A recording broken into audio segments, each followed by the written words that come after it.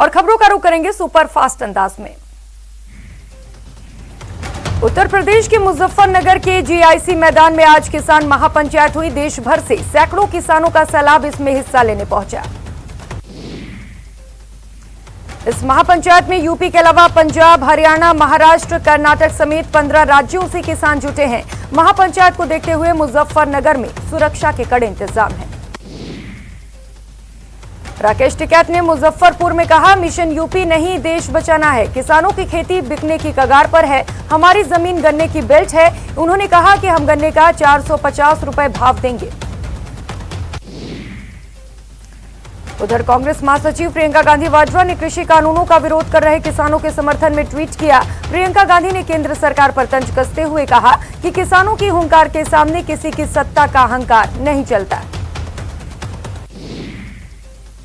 किसानों की महापंचायत हो रही है। इस महापंचायत में हजारों लाखों की भीड़ जुटने का दावा किया जा रहा है। इस बीच बीजेपी सांसद वरुण गांधी ने ट्वीट कर किसानों का दर्द समझने की बात कही है। केशव प्रसाद मौर्य ने कहा, अभी चुनाव होने हैं, ऐसे में पता लग जाएगा कि जनता किसके साथ है। डिप्टी सीएम केशव प्रसाद मौर्य रविवार को कानपुर पहुंचे थे। उत्तर प्रदेश के उप मुख्यमंत्री केशव प्रसाद मौर्य ने किसान आंदोलन को लेकर बड़ा बयान दिया। मौर्य ने कहा कि किसान आंदोलन में किसान नहीं बल्कि सपा, बसपा, कांग्रेस के लोग हैं। बॉलीवुड के मशहूर गीतकार जावेद अख्तर एक बार फिर कट्टरपंथी हिंदुत्ववादियों के निशाने पर हैं। संघ की तुलना तालिबान से करने वाले उनके बयान का पुरजोर विरोध हो रहा है। टोक्यो पैरालंपिक में राजस्थान के कृष्णा नागर ने बैडमिंटन में गोल्ड जीतकर इतिहास रच दिया। कृष्णा ने हांगकांग के खिलाड़ी को फाइनल में 21-17, 16-21 और 21-17 से हराया। पीएम नरेंद्र मोदी ने कृष्णा नागर को गोल्ड मेडल जीतने पर बधाई दी। पीएम ने ट्वीट किया कि कृष्णा नागर ने गोल्ड मेडल जीतकर हर भारतीय के चेहरे पर मुस्कान ला दी। राजस्थान के सीएम अशोक गहलोत ने भी कृष्णा की शानदार कामयाबी के लिए उन्हें बधाई दी। सीएम ने ट्वीट किया, कृष्णा की सफलता पर हमें गर्व है।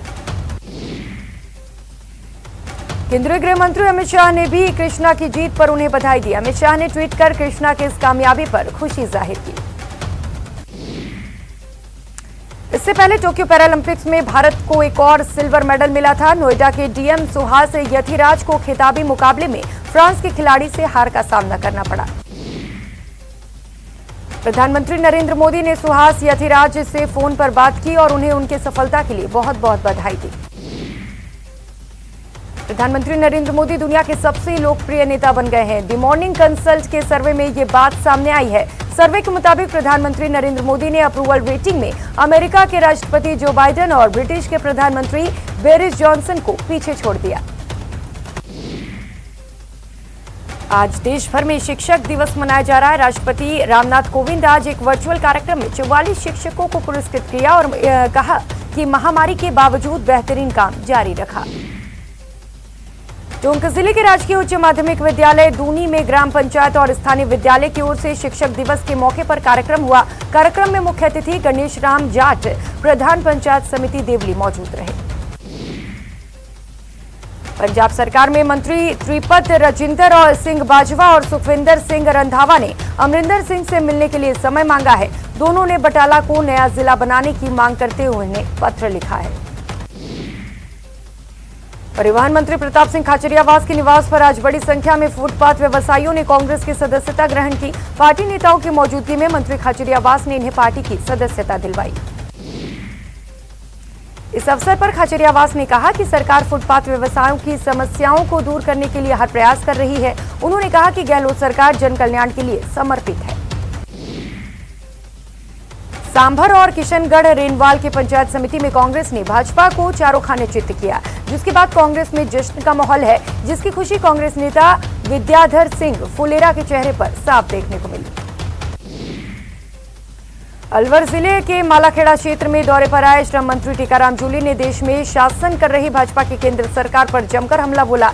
उन्होंने कहा कि 70 साल में कांग्रेस सरकार ने जो देश में विकास का ढांचा बनाया था, बीजेपी उसे बेचने पर लगी है। श्रम मंत्री टीकाराम जूली ने केंद्र सरकार पर किसान के आंदोलन पर तीखा हमला बोला। उन्होंने कहा कि किसान तीनों कृषि कानून के खिलाफ विरोध कर रहे हैं, लेकिन बीजेपी नहीं मान रही। बीजेपी नेताओं ने सरकार पर चुनावी नतीजों को लेकर जमकर निशाना साधा। उपनेता प्रतिपक्ष राजेंद्र राठौड़ ने कहा कि सरकार ने राजस्थान पुलिस का चुनावों में कांग्रेसीकरण कर दिया है। बीजेपी भले ही नतीजों में पिछड़ गई हो, मगर उसने परिणामों को सरकार के खिलाफ बताया। प्रदेश अध्यक्ष सतीश पूनिया ने कहा कि इन चुनावों में सरकारी मशीनरी का जमकर दुरुपयोग किया गया। पूनिया ने कहा कि बीजेपी चुनावी नतीजों से हैरान है। पार्टी को इतने बड़े झटके की उम्मीद नहीं थी। उन्होंने कहा कि कांग्रेस को खुश होने की जरूरत नहीं है।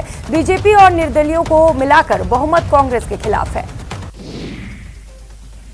भरतपुर में जिला परिषद के चुनाव के बाद बीजेपी खेमा ज्यादातर जीते हुए सदस्यों को लेकर कलेक्ट्रेट में शपथ दिलाने पहुंचे, जहां करीब 20 से अधिक लोगों ने जिला कलेक्टर से शपथ दिलवाई। शपथ ग्रहण के दौरान बीजेपी से जिला प्रमुख उम्मीदवार जगत सिंह भी मौजूद रहे। बताया जा रहा है कि जगत सिंह के पास इस समय बाड़ेबंदी में 25 से अधिक जिला परिषद के सदस्य हैं। बीकानेर में बीएसएफ ने साइक्लोथॉन 2021 का आयोजन किया। संसदीय मामलों के राज्य मंत्री अर्जुन राम मेघवाल ने हरी झंडी दिखाकर साइकिलों को रवाना किया। पंचायत चुनाव के परिणाम आने के बाद अब दौसा सहित प्रदेश के 6 जिलों में जिला प्रमुख पदों के लिए निर्वाचन होगा। 29 सदस्यों वाली दौसा जिला परिषद में 17 सदस्य कांग्रेस पार्टी के और 8 सदस्य बीजेपी के जीते हैं। इसके अलावा 3 निर्दलीय और 1 बसपा प्रत्याशी भी जीतकर सामने आए। स्पष्ट बहुमत मिलने के कारण कांग्रेस का जिला प्रमुख बनना तय है। राजसमंद में जिला क्रिकेट संघ के चुनाव संपन्न हो गए हैं और डॉक्टर सीपी जोशी अध्यक्ष बने हैं। वैभव गहलोत निर्विरोध कोषाध्यक्ष बने हैं। जयपुर डेयरी अध्यक्ष पद चुनाव में ओम प्रकाश पूनिया चौथी बार अध्यक्ष बने। पूनिया निर्विरोध अध्यक्ष चुने गए। अध्यक्ष पद के लिए सिर्फ पूनिया ने नामांकन किया। दौसा में राज्य पशु ऊंट की तस्करी का बड़ा मामला सामने आया। सूचना पर सदर थाना पुलिस ने नाकेबंदी कर कंटेनर को रुकवाकर तलाशी ली तो उसके अंदर 16 ऊंट बरामद किए गए। धौलपुर के परोवा गांव में गुगडी देवी का पारिवारिक झगड़े के चलते झुलसने से मृत्यु हो गई। मृतका के पति को पैरोल पर जेल से बाहर जाने की अनुमति दी गई। पंचमहादेव की नगरी दौसा में पंचमहादेव ध्वज यात्रा का आयोजन किया गया। पंचमहादेव ध्वज यात्रा सोमनाथ महादेव मंदिर से रवाना हुई और शहर के प्रमुख मार्गों से होकर गुजरी। टीचर्स डे पर सीएम गहलोत ने सभी शिक्षकों को बधाई देते हुए कहा कि समाज के पथ प्रदर्शक हैं। सभी अध्यापक विद्यार्थियों के व्यक्तित्व में अहम भूमिका निभाते हैं। बात एक ऐसे शिक्षक की जिसने जर्जर पड़ी स्कूल की इमारत को बनाने का बीड़ा उठा लिया है और डोर टू डोर विजिट कर 33,60,000 रुपए जुटाए। किठाना का राजकीय उच्च माध्यमिक विद्यालय के प्राचार्य सुमन लांबा ने शिक्षकों के लिए मिसाल पेश कर दी, जिससे स्कूल की तस्वीर बदल गई है। अलवर जिले के बहरोड में 21 अगस्त को पूर्व सैनिक मनदीप पर कुल्हाड़ी से हमला करने के 2 आरोपियों को पुलिस ने गिरफ्तार कर लिया। बताया जाता है कि जमीन के विवाद को लेकर हमला किया गया था। अलवर के खैरथल में 3 युवकों को मजदूरी का पैसा मांगने पर बंधक बनाकर मारपीट करने का मामला सामने आया। पीड़ित युवक गोविंद सिंह ने खैरथल थाने में टोल ठेकेदार सहित 7 लोगों के खिलाफ मामला दर्ज करवाया। श्रीगंगानगर के सदर थाना क्षेत्र के गांव कालिया में एक युवती गांव के ही आरएमपी डॉक्टर रविंद्र सिंह की हवस की शिकार हो गई। दरअसल कालिया गांव की युवती अपने कमर दर्द का इलाज कराने पहुंची थी, जहां डॉक्टर ने उसके साथ दुष्कर्म कर दिया। दुष्कर्म के बाद जब युवती के ज्यादा ब्लीडिंग होने लगी और पेट में दर्द होने लगा तो परिजनों को इस बात का पता चला। तबीयत खराब होने पर परिजन उसे अस्पताल लेकर पहुंचे। झुंझुनू के बिसाऊ में अज्ञात वाहन ने गाय को टक्कर मार दी और फिर मौके से फरार हो गए। हादसे में गाय के 3 पैर टूट गए। गौ रक्षक दल एवं बजरंग दल के कार्यकर्ताओं ने मौके पर पहुंचकर बिसाऊ पुलिस को सूचना दी। प्रतापगढ़ में इन दिनों पत्रकारों के नाम से हुए रुपए ऐंठने के कई मामले सामने आए। ऐसा ही एक मामला शहर कोतवाली में दर्ज किया गया। मामले में पुलिस तफ्तीश कर रही है।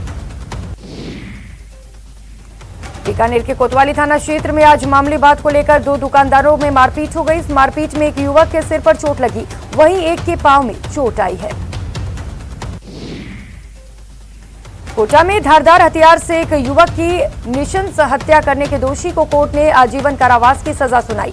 हत्या के करीब 9 साल पुराने इस मामले में कोर्ट ने सजा के साथ ही आरोपी पर 23,000 रुपए का जुर्माना भी लगाया। राजसमंद में 2 जुड़वा मासूम भाइयों की हत्या के मामले में उनके परिजन और ग्रामीण आरोपियों की गिरफ्तारी की मांग पर अड़ गए हैं और उन्होंने धरना जारी रखने का ऐलान कर दिया। हालांकि ब्लॉक कांग्रेस अध्यक्ष ने 24 घंटे में गिरफ्तारी का आश्वासन दिया था, लेकिन ग्रामीणों ने धरना जारी रखने का फैसला लिया। ग्रामीणों का कहना है कि जरूरत पड़ने पर जिला मुख्यालय पर भी प्रदर्शन करेंगे। कल लापता जुड़वा भाइयों के शव कुएं से बरामद हुए थे। टोंक शहर के पुरानी टोंक थाना इलाके में आज दोपहर को एक समुदाय के 2 पक्षों में जबरदस्त खूनी संघर्ष हो गया। जमीन जायदाद और पैसे के लेन देन को लेकर हुए झगड़े में धारदार हथियारों से हमला किया गया, जिसमें 2 युवकों की मौत हो गई जबकि 3 लोग गंभीर रूप से घायल हैं। लड़ाई की सूचना मिलते ही अतिरिक्त पुलिस अधीक्षक टोंक सुभाष चंद्र मिश्रा भी सआदत अस्पताल पहुंचे और घायलों से मुलाकात कर घटना की जानकारी ली।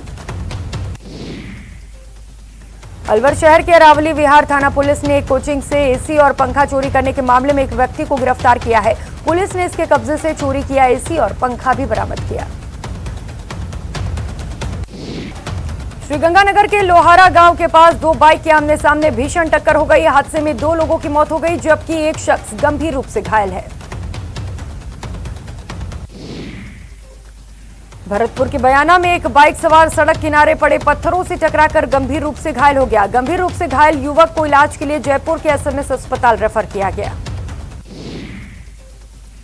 भरतपुर बयाना वैर रोड पर बने ब्रेकर से उछलकर बाइक सवार महिला की मौत हो गई। वैर से आ रहे दंपति के साथ बच्चे को ब्रेकर पर संभालने के दौरान यह हादसा हुआ। अजमेर के मांगलियावास थाना क्षेत्र से गुजरते NH 8 पर ट्रक के पीछे से कार के टकराने से कार सवार एक युवक की मौत हो गई, वहीं एक युवक घायल हो गया।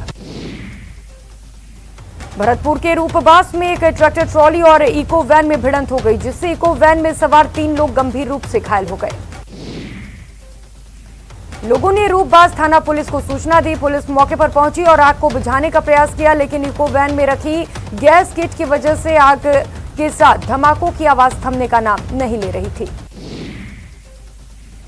बाड़मेर के कोतवाली थाना इलाके में ट्रेलर की चपेट में आने से स्कूटी सवार 2 किशोर गंभीर रूप से घायल हो गए। पुलिस ने मौके पर पहुंचकर ट्रेलर को जब्त कर लिया। अलवर शहर के अरावली विहार में एक विवाहिता ने अपने पीहर में पंखे से लटक कर आत्महत्या कर ली। मामले की जांच पड़ताल जारी है।